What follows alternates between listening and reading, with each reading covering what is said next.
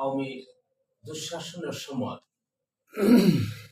আওয়ামী লীগ ইতিহাস বিকৃতি একটি নগ্ন খেলায় সেই সময় মেতে উঠেছিল। মুক্তিযুদ্ধের চেতনার ইতিহাসকে বিকৃত করা, বাংলাদেশের বিভিন্ন ক্ষেত্রে যত ইতিহাস, সকল ইতিহাসের মূল কেন্দ্রবিন্দু হচ্ছে বঙ্গবন্ধু।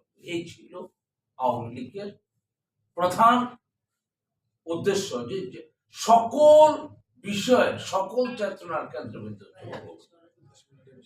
আমরা আজকের এই প্রেক্ষাপটে কি দেখতে পাচ্ছি যে বৈষম্য প্রতিরোধ আন্দোলনের মাধ্যমে, এই ছাত্রদের আন্দোলনের মধ্য দিয়ে এদেশের সর্বস্তরের মানুষের অংশগ্রহণের মধ্য দিয়ে যে আওয়ামী দুঃশাসন বিরোধী আন্দোলনটি হলো, সেই আন্দোলনের ফসল হিসাবে আজকে নোবেল বিজয়ী ডক্টর মোহাম্মদ ইউনূসের নেতৃত্বে যে সরকার প্রতিষ্ঠিত হয়েছে, দুঃশাসন মুক্ত সরকার। এই দুঃশাসন মুক্ত সরকারের সময় আমরা দেখতে পাচ্ছি ইতিহাস বিকৃতির একটা মহা উৎসব চলছে। মানে আপনারা অবশ্যই ইতিমধ্যে আপনারা লক্ষ্য করছেন যে বিভিন্ন বইতে আপনার বাংলাদেশের ইতিহাস, যে ক্লাস 8 এর বইতে লেখা আছে যে বাংলাদেশের সর্ববৃহৎ রাজনৈতিক দল হচ্ছে আওয়ামী লীগ, অথচ যেটার কোনো অস্তিত্বই নেই। বাংলাদেশে এখন আওয়ামী লীগ নামে এই শব্দেরই কোনো অস্তিত্ব নেই, অথচ তারা বৃহত্তর রাজনীতি। অত্যন্ত দুঃখ প্রান্ত নিয়ে আমি বলতে চাই, দাখিল এবং এডনানের বইতে রাসূল সাল্লাল্লাহু আলাইহি ওয়াসাল্লামকে সাধারণ মানুষ হিসাবে উল্লেখ করা হয়েছে। এই মানে রাসূলকে পর্যন্ত মানে বিতর্কিত, রাসূলকে পর্যন্ত খাটো করার, এই যে আমি এইভাবে বলবো যে এই সরকার জামাত সমর্থিত সরকার। এই জামাত সমর্থিত সরকারের হাতে আসলে ইসলামী মূল্যবোধ, বাংলাদেশি জাতীয়তাবাদ আর ইসলামী মূল্যবোধ কোনো কিছুই নিরাপদ না। একদম কথা পরিষ্কার।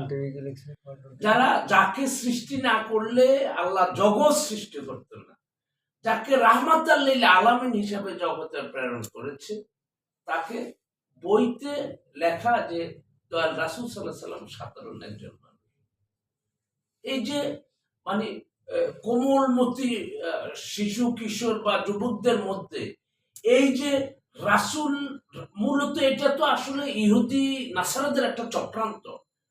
কারণ রাসূলকে বিতর্কিত করা, রাসূলকে খাটো করা, এটা আমরা দেখছি যে মানে এটা এখন ফ্যাশনে পরিণত হয়ে গেছে। এই যে মানে আমি সবিনয় সরকারকে অনুরোধ করব যে এই মানে দয়াল রাসূল সাল্লাল্লাহু আলাইহি ওয়াসাল্লামের সম্পর্কে এবং ইতিহাস বিকৃত করে যে বইগুলো ইতিমধ্যে ছাপানো হয়েছে, আমি সবিনয় অনুরোধ করব অবশ্যই এই বইগুলোকে বাজেয়াপ্ত করে নতুন ভাবে বইগুলো, প্রয়োজনে আরো কিছুদিন পরে আপনারা দেন, তবু নতুন ভাবে বইগুলো জাতির সামনে উপস্থাপন, সঠিক ইতিহাস উপস্থাপন করার সবিনয় অনুরোধ জানাই। এই বিতর্কিত ইতিহাসের কারণে আবারও যদি এদেশের জনগণ রাজপথে নামে, অবাক হওয়ার কোনো কারণ থাকবে না।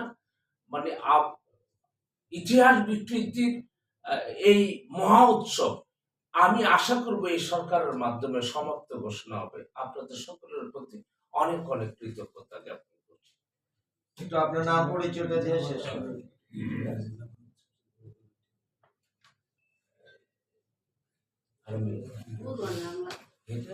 আবার